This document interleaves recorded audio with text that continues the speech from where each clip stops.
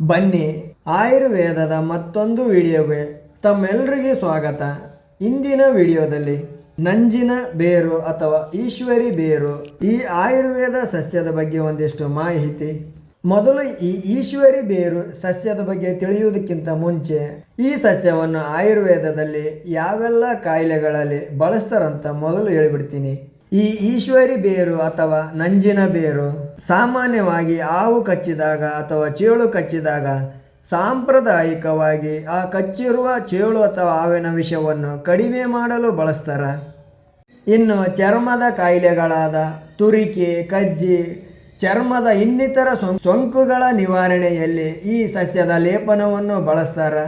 ಇನ್ನು ಜೀರ್ಣಕ್ರಿಯೆಯಲ್ಲಿ ಹೊಟ್ಟೆ ನೋವು, ಜೀರ್ಣಶಕ್ತಿಯ ಕೊರತೆ, ಹೊಟ್ಟೆಯಲ್ಲಿನ ಹುಳುಗಳ ನಿವಾರಣೆಗೆ ಈ ಸಸ್ಯವನ್ನು ಔಷಧಿಯನ್ನಾಗಿ ಬಳಸಿಕೊಳ್ಳುತ್ತಾರೆ.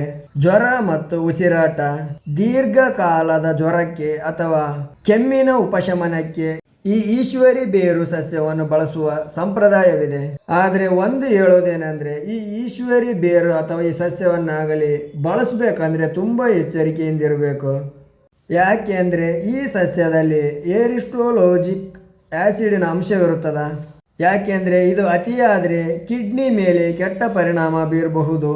ಈ ಈಶ್ವರಿ ಬೇರಿನ ಔಷಧಿಯನ್ನು ಗರ್ಭಿಣಿಯರು ಯಾವುದೇ ಕಾರಣಕ್ಕೂ ಸೇವಿಸಬಾರದು. ಯಾಕೆಂದರೆ ಈ ಸಸ್ಯವನ್ನು ಸೇವಿಸುವುದರಿಂದ ಗರ್ಭಪಾತಕ್ಕೆ ಕಾರಣವಾಗಬಹುದು.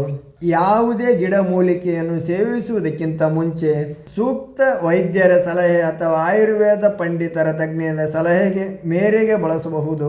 ಆಯುರ್ವೇದ ಮತ್ತು ಸಂಪ್ರದಾಯ ವೈದ್ಯಕೀಯ ಪದ್ಧತಿಯಲ್ಲಿ ಈ ಈಶ್ವರಿ ಬೇರ ಪ್ರಾಮುಖ್ಯತೆ ಬಹಳ ಇದೆ. ಆದ್ದರಿಂದ ಈ ಈಶ್ವರಿ ಬೇರ ಬಗ್ಗೆ ಈ ವಿಡಿಯೋದಲ್ಲಿ ಒಂದಿಷ್ಟು ಮಾಹಿತಿ ಹೇಳ್ತಾ ಇದ್ದೀನಿ. ಇನ್ನು ಈ ಈಶ್ವರಿ ಬೇರು ಅಥವಾ ನಂಜಿನ ಬೇರು ಸಸ್ಯದ ಬಗ್ಗೆ ಸಿಂಪಲ್ ಆಗಿ ಹೇಳ್ಬೇಕಂದ್ರೆ ಈ ಈಶ್ವರಿ ಬೇರು ವೈಜ್ಞಾನಿಕ ಹೆಸರು ಬಂದು ಅರಿಸ್ಟೋಲೋಕಿಯಾ ಇಂಡಿಕ ಅಂತೇಳಿ. ಈ ಈಶ್ವರಿ ಬೇರಿನ ಕುಟುಂಬ ಅರಿಸ್ಟೋಲೋಕಿಯಸ್ಸಿ ಅಂತ. ಈ ಈಶ್ವರಿ ಬೇರಲ್ಲಿರುವ ರಾಸಾಯನಿಕ ಅಂಶ ಅರಿಸ್ಟೋಲೋಕಿಕ್ ಆಮ್ಲ ಮತ್ತು ಅರಿಸ್ಟೋಲೋಕಿನ್ ಮತ್ತು ಈಶ್ವರೋಲ್ ಅಂತ. ಈ ಸಸ್ಯದ ಉಪಯುಕ್ತ ಭಾಗಗಳು ಸಸ್ಯದ ಎಲ್ಲ ಭಾಗ, ಮುಖ್ಯವಾಗಿ ಈ ಈಶ್ವರಿ ಬೇರನ್ನು ಮತ್ತು ಈ ಹೂಗಳ ಕಂದುಕಗಳು ಈ ಸಸ್ಯ ಅಭಿವೃದ್ಧಿಯ ಭಾಗ ಬಂದು ಈ ಬೀಜಗಳು. ಇದರ ಉಪಯೋಗಗಳನ್ನು ಹೇಳಿಬಿಡ್ತೀನಿ. ಬಿಟ್ಟು ಬಿಟ್ಟು ಬರುವ ಜ್ವರ, ಜಂತು ನಿರೋಧಕ, ಚರ್ಮ ರೋಗ, ಇಸುಬು, ಹಾವು ಕಡಿತ, ಚೇಳು ಕಡಿತ, ಇನ್ನು ಅನೇಕ ಕಾಯಿಲೆಗಳಲ್ಲಿ ಈ ಈಶ್ವರಿ ಬೇರಿನ ಸಸ್ಯವನ್ನು ಬಳಸಲಾಗ್ತದೆ. ಈ ಈಶ್ವರಿ ಬೇರಿನ ಸಸ್ಯದ ಟ್ರೇಡ್ ನೇಮ್ ಬಂದು ಇಂಡಿಯನ್ ಬರ್ತ್ ವುರ್ಟ್ ಅಂತ. ಈ ಈಶ್ವರಿ ಬೇರಿನ ಸಸ್ಯವನ್ನು ಯಾವ ಭಾಷೆಯಲ್ಲಿ ಏನಂತ ಕರೀತಾರೆ ಆ ಎಲ್ಲ ಭಾಷೆಯ ಹೆಸರುಗಳನ್ನು ಮತ್ತು ಇನ್ನಿತರ ಮಾಹಿತಿಯನ್ನು ಡಿಸ್ಕ್ರಿಪ್ಷನ್ಸ್ ಬಾಕ್ಸ್ನಲ್ಲಿ ಕೊಡ್ತೀನಿ. ಒಂದು ಸಲ ನೀವೇ ಓದಿಕೊಳ್ಬಹುದು. ಈ ಈಶ್ವರಿ ಬೇರಿನ ಬಗ್ಗೆ ಹೆಚ್ಚಿನ ಮಾಹಿತಿ ಆಗಲಿ ಅಥವಾ ಆಯುರ್ವೇದದಲ್ಲಿ ಯಾವ ರೀತಿ ಯಾವ ಭಾಗಗಳನ್ನೆಲ್ಲ ಬಳಸ್ತಾರೆ ಅಂತೇಳಿ ಮುಂದಿನ ವಿಡಿಯೋದಲ್ಲಿ ವಿಡಿಯೋ ಮಾಡಿ ತಿಳಿಸಿಕೊಡ್ತೀನಿ. ಈ ಈಶ್ವರಿ ಬೇರಿನ ಬೀಜಗಳನ್ನು ನೋಡ್ಬೋದು ನೀವು. ಚಪ್ಪಟೆ ಆಕಾರದ ತಳ್ಳನೆಯ ಬೀಜಗಳಿರ್ತವೆ. ಅಷ್ಟೇ ಅಲ್ಲ, ಈ ಈಶ್ವರಿ ಬೇರಿನ ಸಸ್ಯದ ಹಸಿ ಕಾಯಿಗಳನ್ನು ನೋಡ್ಬೋದು. ಹಾಗೆ ಈ ಸಸ್ಯದ ಬೇರ, ಎಲೆ, ಇದರ ಹೂಗಳು, ಕಂದಕಗಳಂತ ಏನಂತೀವಲ್ಲ ಆ ಹೂಗಳನ್ನು ಸಹ ಈ ವಿಡಿಯೋದಲ್ಲಿ ತೋರಿಸಿದ್ದೀನಿ. ನಿಮ್ಗಳಿಗೆಲ್ಲ ಒಂದು ಗೊತ್ತಿರಲಿ, ಆಯುರ್ವೇದವನ್ನು ಬಳಸ್ತೀವಿ ಅಂತ ಅನ್ನೋದಕ್ಕಿಂತ ಮುಂಚೆ ಆಯುರ್ವೇದವನ್ನು ಬಳಸುವ ವಿಧಾನ ತಿಳಿದಿರಬೇಕು. ಆಯುರ್ವೇದದಲ್ಲಿ ಯಾವ ಕಾಯಿಲೆಗೆ ಯಾವ ಭಾಗ, ಸಸ್ಯದ ಯಾವ ಭಾಗ ಎಷ್ಟು ಪ್ರಮಾಣದಲ್ಲಿ ಬಳಸಬೇಕಂತ ಗೊತ್ತಿರಬೇಕು.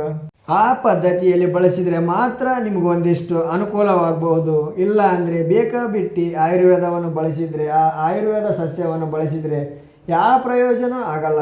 ನಾನು ಎಲ್ಲ ವಿಡಿಯೋದಲ್ಲಿ ಮಾಮೂಲಿಯಾಗಿ ಹೇಳುವಂತೆ ಮುಂದಿನ ವಿಡಿಯೋದಲ್ಲಿ ನಮ್ಮಲ್ಲಿ ಹೇಳಿದ್ನಲ್ಲ, ನಮ್ಮಲ್ಲಿ ಸಾಕಷ್ಟು ಔಷಧೀಯ ಸಸ್ಯಗಳಿವೆ. ನಮ್ಮದು ಗುಡ್ಡಗಾಡು ಪ್ರದೇಶ ಆಗಿರೋದರಿಂದ ಮತ್ತೆ ಮುಂದಿನ ವಿಡಿಯೋದಲ್ಲಿ ಮತ್ತೊಂದು ಸಸ್ಯದ ಬಗ್ಗೆ ಒಂದಿಷ್ಟು ಮಾಹಿತಿ ನಾನು ತಿಳಿದುಕೊಂಡು ವಿಡಿಯೋ ಮಾಡಿ ನಿಮಗೆ ತಿಳಿಸಿಕೊಡ್ತೀನಿ ಅಂತ ಹೇಳ್ತಾ, ನೀವು ಯಾರಾದರೂ ಹೊಸಬರಾದರೆ ನಮ್ಮ ಯೂಟ್ಯೂಬ್ ಚಾನಲ್ಗೆ ಸಬ್ಸ್ಕ್ರೈಬ್ ಆಗಿರಿ.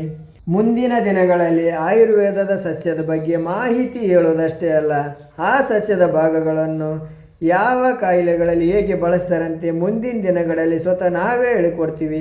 ಮುಂದಿನ ವಿಡಿಯೋದಲ್ಲಿ ಈ ಈಶ್ವರಿ ಬೇರಿನ ಬಗ್ಗೆ ಹೆಚ್ಚಿನ ಮಾಹಿತಿ ತಿಳಿಸಿಕೊಡ್ತೀನಿ ಅಂತ ಹೇಳ್ತಾ ವಿಡಿಯೋ ನೋಡಿದಂಥ ಪ್ರತಿಯೊಬ್ಬರಿಗೆ ಧನ್ಯವಾದ ಹೇಳ್ತಾ ಮತ್ತೆ ಮುಂದಿನ ವಿಡಿಯೋದಲ್ಲಿ ಮತ್ತೆ ಸಿಗೋಣ. ಅಲ್ಲಿವರೆಗೆ ವಿಡಿಯೋ ನೋಡ್ತಾ ಇರಿ. ವಿಡಿಯೋ ಏನಾದರೂ ಇಷ್ಟ ಆದರೆ ಒಂದು ಲೈಕ್ ಸಹ ಮಾಡಬಹುದು. ಇದು ಯಾರಿಗಾದರೂ ಅವಶ್ಯಕತೆ ಇದ್ದರೆ ಅವ್ರುಗಳಿಗೆ ಶೇರ್ ಸಹ ಮಾಡಬಹುದು ಈ ವಿಡಿಯೋವನ್ನು.